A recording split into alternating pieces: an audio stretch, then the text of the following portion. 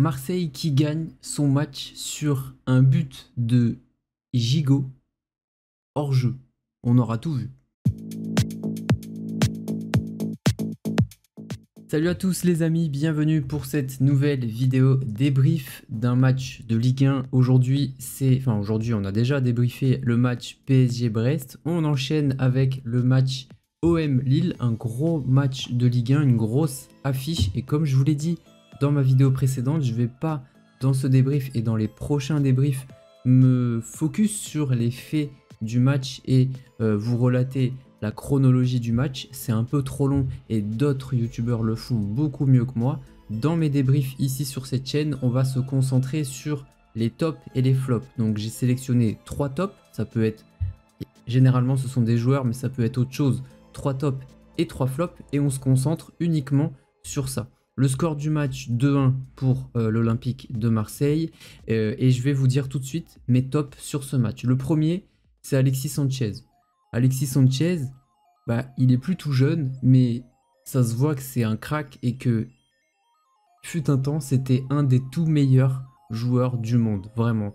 Et là, il est plus tout jeune, mais tu sens qu'il a énormément de talent. Et surtout, ce qui me plaît, c'est qu'il n'est pas venu à Marseille en pré-retraite. Il n'est pas venu à Marseille en pré-retraite. Il n'arrête pas de courir. Il est très agressif. Il se bat sur tous les ballons. Il parle énormément à ses coéquipiers. Il a vraiment un statut de leader. Il est en train vraiment de l'acquérir, ce statut de leader, par son aura, par son expérience. Il parle énormément. Apparemment, il ne parle pas du tout à l'échauffement ou avant le match ou dans les vestiaires. Mais par contre, dès que l'arbitre siffle le début du match, là par contre, il parle à tout le monde. Et ça, c'est bien parce que finalement, on l'attend sur le terrain pendant le match, pas vraiment dans le vestiaire. En tout cas, sur le terrain, il a un statut de leader. Mais au-delà de ça, pour être un leader, il faut aussi montrer l'exemple, et il le fait. Et il le fait constamment. Il est hyper agressif. Il se bat sur tous les ballons. Techniquement, il est très fort. Et il a même pris plusieurs ballons de la tête. Ça m'a surpris. Il a même failli marquer de la tête à un moment donné. Il était en duel face à 2-3 défenseurs. Et il a réussi, par son sens du timing, à prendre le ballon de la tête. Et le ballon passe juste à côté. Donc vraiment, il en a pris 2-3 des ballons de la tête, alors que le mec fait moins d'1m70, il me semble. Donc ça prouve son engagement, sa détermination, et c'est très beau à voir. Donc Alexis Sanchez, c'est un coup, je pense, énorme. Il faut juste prier pour qu'il ne se blesse pas, parce que c'est son problème. Mais il enchaîne les matchs là depuis qu'il est arrivé à Marseille, et pour l'instant, il n'a aucun pépin physique. Donc je suis content. Je suis content pour lui. Et pour l'Olympique de Marseille, c'est vraiment une superbe recrue. Donc Alexis Sanchez, vraiment gros top. Deuxième top, Benjamin André. Benjamin André fait partie un peu des joueurs de Ligue 1 qui sont sous-cotés. Un peu comme Santa Maria, Martin Terrier, Abergel, tout ce genre de joueurs qui sont pas bling bling, mais qui sont sous-cotés, clairement. Benjamin André, la saison dernière, c'était peut-être un peu plus compliqué, mais cette saison, en ce début de saison, avec l'arrivée de Paulo Fonseca, il fait un début de saison énorme. Il fait partie pour l'instant des meilleurs joueurs de Ligue 1. En tout cas, là sur le terrain, je suis pas loin de le placer comme homme du match. Il était partout, très agressif. C'était un match très physique avec énormément d'engagement. Et Benjamin André, il n'a pas été étranger à cet engagement-là. Il était partout sur le terrain, très agressif. Il taclait, il faisait des fautes intelligentes aussi. Parfois, il faisait faute exprès pour casser le jeu, pour casser l'offensive adverse. Et attention, Benjamin André, c'est pas juste un mec agressif qui défend et qui récupère des ballons. Il a justement du ballon. Il sait faire beaucoup de choses. Il sait frapper, il sait faire des passes courtes, des passes longues. Il sait orienter le jeu. Il sait faire énormément de choses, Benjamin André. C'est un joueur vraiment que j'aime beaucoup. C'est un petit peu comme Valentin Rongier. C'est un peu le même genre que Valentin Rongier. Pareil, Valentin Rongier, c'est un joueur sous-coté pour moi. Mais pourtant, c'est un joueur formidable. Donc Benjamin André, gros top. Je savais qu'il allait faire un gros match parce qu'il aime bien les grosses affiches, il aime bien se montrer dans les grosses affiches. Et là, venir à Marseille, je m'en doutais qu'il allait faire un gros match, et ça a été le cas. Troisième top, Under. Et j'ai été surpris parce que j'arrête pas de dire qu'Under n'a plus sa place dans le dispositif tactique de Igor Tudor. Mais en fait, oui, il a sa place. En tout cas, j'ai l'impression qu'il essaie de s'adapter au dispositif de Tudor, il essaie de s'adapter aux consignes que lui donne son entraîneur, et il est en train de montrer que c'est peut-être pas juste un ailier qui repique dans l'axe. C'est peut-être un peu plus que ça. En tout cas, sur ce match, je l'ai trouvé un petit peu partout. Je l'ai trouvé mobile sur le terrain. Il n'est pas du tout resté cantonné près de la ligne de touche. De toute façon, Tudor ne lui demande pas ça.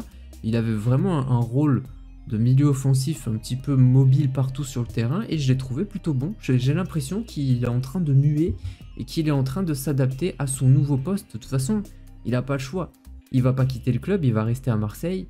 Et Marseille ne joue pas avec des ailiers purs. Ils ont déjà les pistons, Klose et Nuno. Donc du coup, lui, il est obligé de s'adapter et j'ai l'impression qu'il est en train de le faire. Et comme il a des qualités physiques, il se bat, pareil, un peu comme Guendouzi, c'est des joueurs qui se battent, qui se dépensent beaucoup. S'il arrive à s'adapter à ce poste de milieu offensif derrière Alexis Sanchez, il peut faire une bonne saison et il peut me surprendre. Moi, le premier. Moi qui dis qu'il n'a pas sa place, et bien finalement, il est en train de me surprendre et il est en train de s'adapter. Donc under, je le mets dans les tops parce que je l'ai trouvé bon sur ce match. Au niveau des flops, j'ai noté 3 choses. Malheureusement, Balerdi. Balerdi qui a fait un début de match catastrophique. Il concède un penalty. Pour moi, il y a penalty sur Ounas, mais je comprends pas pourquoi l'arbitre n'a pas sifflé penalty. Il a gagné aucun duel. Il a joué 25-26 minutes. Il a gagné 0 duel. Il a concédé pour moi un penalty qui aurait dû être sifflé. Il a été catastrophique. Et c'est vrai que le coaching d'Igor Tudor, il est dur. Le sortir à la 25e minute, ou un peu plus il me semble, après avoir fait un début de match absolument catastrophique, au Vélodrome, tu sais qu'il va se faire siffler par les supporters. Donc sa sortie était très dure, ça m'a fait de la peine.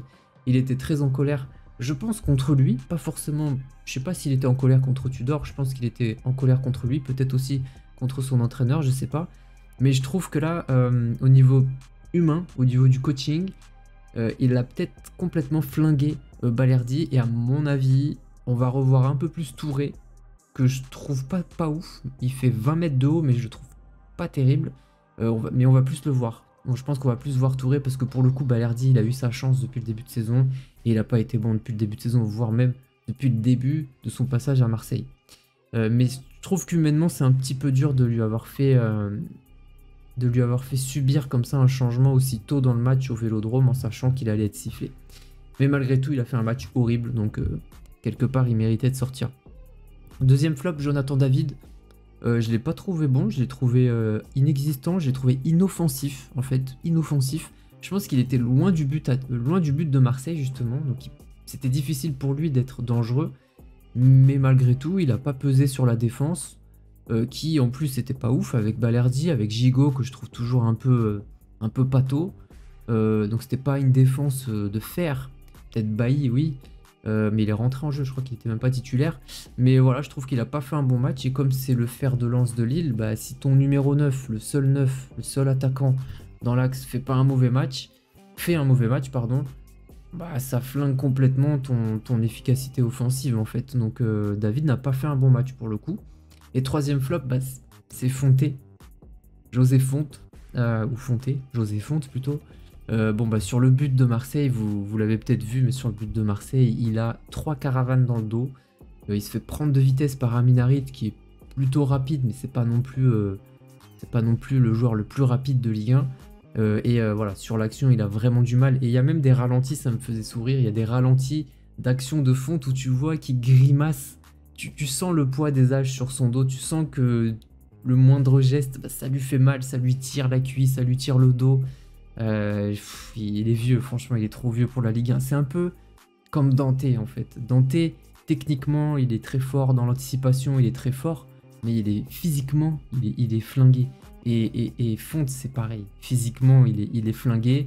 Je pense que Lille a fait une erreur de ne pas recruter un bon défenseur central, un gros défenseur central pour remplacer Botman et surtout Fonte en fait. Donc voilà au niveau de mes tops et au niveau de mes flops. Petite mention spéciale quand même pour Chevalier, le gardien de Lille, qui a remplacé Jardim, qui a fait pareil, un début de saison catastrophique, qui est pas un bon gardien clairement, enfin du moins c'est pas un bon gardien de Ligue 1, c'est un bon gardien de Ligue 2 peut-être, mais pas de Ligue 1 en tout cas.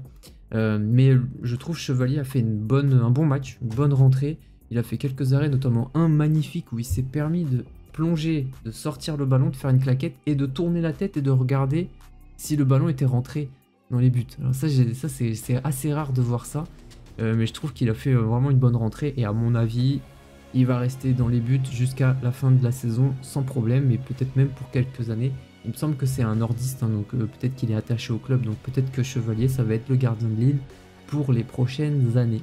Voilà au niveau de mes tops et au niveau de mes flops. N'hésitez pas à me donner les vôtres dans la partie commentaire si la vidéo vous a plu. Et si ce nouvel angle que je prends pour les débriefs vous plaît, n'hésitez pas à me le dire parce que ça m'encourage à continuer et à faire d'autres vidéos. Pensez à mettre un pouce bleu, pensez à vous abonner et à très bientôt les amis. Salut!